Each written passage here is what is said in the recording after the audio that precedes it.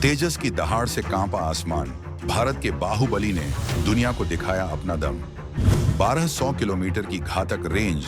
चीन पाकिस्तान के साथ साथ अमेरिका भी हैरान। भारत के गरुड़ ने तोड़ी दुनिया की हेकड़ी। F-16 और ग्रिपेन को मीलों पीछे छोड़ा। आत्मनिर्भर भारत की सबसे ऊंची उड़ान। तेजस ने लिखा आसमान में नया इतिहास। हिमालय की बर्फीली चोटियों से लेकर हिंद महासागर की अथाह गहराइयों तक आज भारत की वायु शक्ति की एक ऐसी गाथा लिखी जा रही है जिसकी गूंज बीजिंग से लेकर इस्लामाबाद और वॉशिंगटन से लेकर स्टॉकहोम तक सुनाई दे रही है। ये कहानी है भारत के स्वाभिमान की। ये कहानी है भारत की आत्मनिर्भरता की। ये कहानी है उस तेजस की जिसने आसमान में अपनी रफ्तार और रेंज से दुनिया के बड़े बड़े सूरमाओं के पसीने छुड़ा दिए हैं। भारतीय वायुसेना अपनी स्क्वाड्रन की ताकत को 42 तक पहुंचाने के जिस महामिशन पर निकली है, उसमें सबसे बड़ा सवाल यही था कि कौन होगा वो लड़ाका जो भारत के विशाल दुश्मनों और उससे भी विशाल सीमाओं की रक्षा करेगा। इस सवाल का जवाब खोजने के लिए मल्टी रोल फाइटर एयरक्राफ्ट यानी दुनिया के सबसे बेहतरीन लड़ाकू विमानों की एक ग्लोबल रेस चल रही थी। लेकिन इस रेस के बीच भारत ने अपना एक ऐसा तुरुप का इक्का चल दिया है जिसने पूरी बाजी ही पलट दी है। एक ताजा रिपोर्ट और विश्लेषण ने यह साफ कर दिया है कि भारत का स्वदेशी लड़ाकू विमान तेजस, खासकर इसका आने वाला संस्करण मार्क II, अपने सबसे बड़े प्रतिद्वंद्वियों को मीलों पीछे छोड़ने की ताकत रखता है। ये सिर्फ कागज पर लिखे कुछ आंकड़े नहीं हैं, ये उस हकीकत का ऐलान है जो आने वाले कल में भारत के आसमान को अभेद्य बनाएगी, जहां हमारी अपनी तकनीक, हमारी अपनी ताकत दुश्मनों के हर मंसूबे को नेस्तनाबूद कर देगी। दुश्मन के घर में घुसकर मारेगा तेजस, भारतीय वायुसेना को मिला सबसे बड़ा हथियार। MRFA की रेस में भारत का देसी लड़ाका सबसे आगे, विदेशी कंपनियों के उड़े होश। तो आखिर ये पूरा माजरा है क्या, और तेजस के नाम से ही दुनिया के बड़े बड़े हथियार बनाने वाले देशों की नींद क्यों उड़ गई है? चलिए आज इस पूरी कहानी की परत दर परत खोलते हैं और समझते हैं कि कैसे भारत का ये देसी गरुड़ दुनिया के आसमान का नया सिकंदर बनने जा रहा है। सबसे पहले आपको उस एक शब्द को समझना होगा जिस पर आज की पूरी कहानी टिकी है, कॉम्बैट रेडियस यानी मार करने का दायरा। यह किसी लड़ाकू विमान की असली ताकत का सबसे बड़ा पैमाना होता है। सरल भाषा में समझिए, कॉम्बैट रेडियस वो अधिकतम दूरी है जहां तक कोई लड़ाकू विमान अपने पूरे हथियारों के साथ उड़कर जा सकता है, दुश्मन से लड़ सकता है और फिर बिना किसी बाहरी मदद जैसे हवा में ईंधन भरना के सुरक्षित अपने बेस पर वापस लौट सकता है। ये फेरी रेंज से बिल्कुल अलग है जिसमें विमान सिर्फ एक जगह से दूसरी जगह जाता है।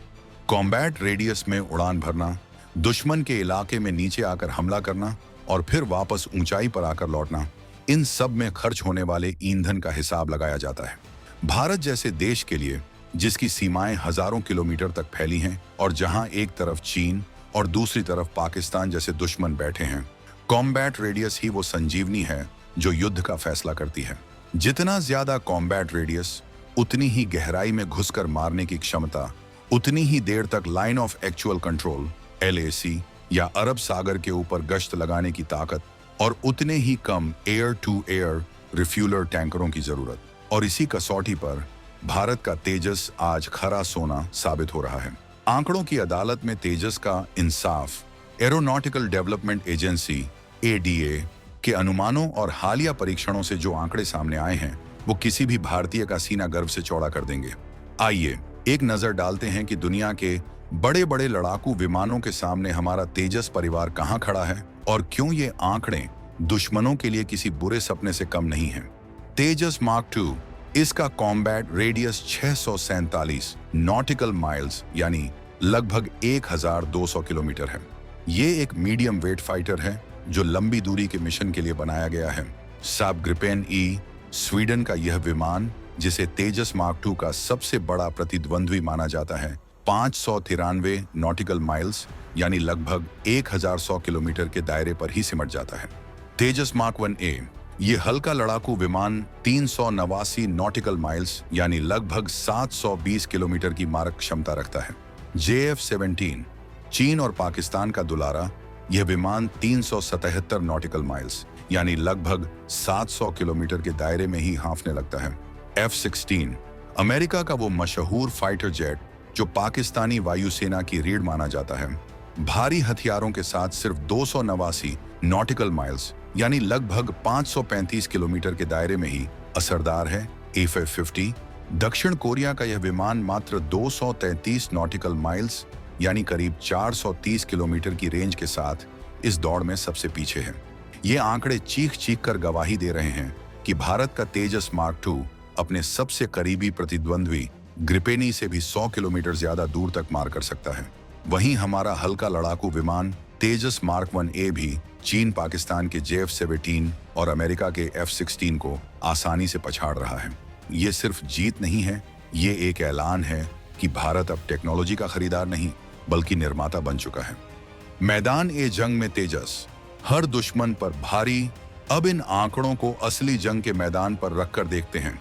तेजस मार्क II, जिसका पहला प्रोटोटाइप 2026 के अंत तक अपनी पहली उड़ान भरने के लिए तैयार है, सिर्फ लंबे पंखों वाला लड़ाका नहीं है बल्कि यह हिंद महासागर में भारत का ब्रह्मास्त्र साबित होगा।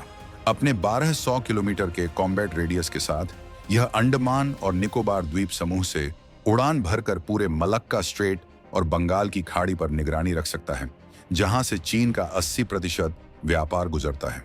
यह चीन के किसी भी मंसूबे को हिंद महासागर में ही दफन करने की ताकत रखता है। इसमें लगने वाले शक्तिशाली GEF-414 इंजन और भविष्य में लगने वाले कन्फॉर्मल फ्यूल टैंक, विमान की बॉडी से चिपके हुए अतिरिक्त फ्यूल टैंक इसकी रेंज को और भी बढ़ा देंगे। MRF-A की दौड़ में शामिल विदेशी कंपनियों के लिए यह एक सीधी चुनौती है कि भारत को अब किसी बाहरी विमान की जरूरत नहीं जब उसका अपना बाहुबली तैयार हो रहा है। वहीं दूसरी तरफ तेजस मार्क I-A है, जिसके 83 विमानों का ऑर्डर पहले ही भारतीय वायुसेना दे चुकी है। इसका 720 किलोमीटर का दायरा इसे पश्चिमी और उत्तरी सीमाओं के लिए एक आदर्श हथियार बनाता है। यह पाकिस्तान के JF-17 को सीधे तौर पर मात देता है। जब इसमें भारत का अपना बनाया हुआ उत्तम AES रडार लग जाता है तो यह अपने वजन से कहीं ज्यादा भारी पड़ता है। यह चीन के J-10 या पाकिस्तान के F-16 विमानों को हवा में ही खोजकर नष्ट कर सकता है, जिनकी मार क्षमता भारी हथियारों के साथ वैसे भी कम हो जाती है। यह दिखाता है कि भारत ने सिर्फ रेंज पर ही नहीं बल्कि टेक्नोलॉजी पर भी काम किया है। इस तुलना में स्वीडन का ग्रिपेन C पुराना संस्करण 431 नॉटिकल माइल्स 800 किलोमीटर की अच्छी रेंज देता है, लेकिन उसका नया E संस्करण भी तेजस मार्क II से पीछे है, जो भारत के डिजाइन और इंजीनियरिंग की परिपक्वता को साबित करता है। और रही बात दक्षिण कोरिया के A550 की, तो वो 430 किलोमीटर की रेंज के साथ सिर्फ एक ट्रेनिंग विमान के तौर पर ही ठीक है, लेकिन असली जंग के मैदान में वह कहीं नहीं टिकता। आत्मनिर्भरता की हुंकार, 42 स्क्वाड्रन का सपना होगा साकार। तो इस पूरी कहानी का असली मतलब क्या है? ये सिर्फ कुछ विमानों की तकनीकी तुलना नहीं है, ये भारत की उस बड़ी रणनीति का हिस्सा है जो आने वाले दशकों में भारत की तकदीर लिखेगी। 2025 में जब 83 तेजस मार्क I विमानों का उत्पादन तेजी से हो रहा होगा और मार्क II का प्रोटोटाइप अपनी पहली उड़ान की तैयारी कर रहा होगा, ये कॉम्बैट रेडियस का फायदा भारतीय वायुसेना के 42 स्क्वाड्रन के सपने को हकीकत में बदल देगा।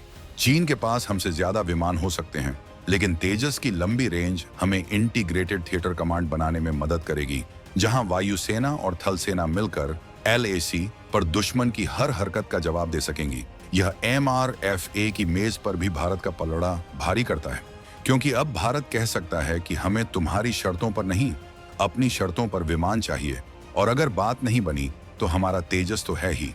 यह अरबों डॉलर के विदेशी मुद्रा को बचाएगा और भारत में ही रोजगार और तकनीक का एक नया इकोसिस्टम तैयार करेगा। यह कहानी दोस्ती या दुश्मनी से परे है। यह भू राजनीतिक शतरंज की वो बिसात है जहां हर देश अपनी ताकत का आकलन करता है। तेजस की यह लंबी उड़ान दुनिया को यह संदेश दे रही है कि भारत अब रक्षा सौदों के लिए किसी का मोहताज नहीं, वो अपनी सुरक्षा की जिम्मेदारी अपने कंधों पर उठाने के लिए पूरी तरह तैयार है। यह नए भारत की हुंकार है जो आसमान में गूंज रही है। आपको क्या लगता है, क्या तेजस मार्क II भारतीय वायुसेना के लिए एक गेम चेंजर साबित होगा? और क्या भारत को अब MRF-A डील को छोड़कर पूरी तरह से अपने स्वदेशी विमानों पर ही ध्यान देना चाहिए? अपनी राय कमेंट्स में जरूर बताइएगा और कहीं जाइएगा नहीं, क्योंकि अगले वीडियो में हम खुलासा करेंगे कि कैसे तेजस में लगने वाला उत्तम रडार इजरायली और रूसी रडारों को भी मात दे रहा है और कैसे यह दुश्मन के सबसे खतरनाक स्टील्थ विमानों को भी पकड़ने की क्षमता रखता है। उस रोमांचक कहानी को जानने के लिए हमारे चैनल को सब्सक्राइब करना बिल्कुल मत भूलिएगा। जय हिंद।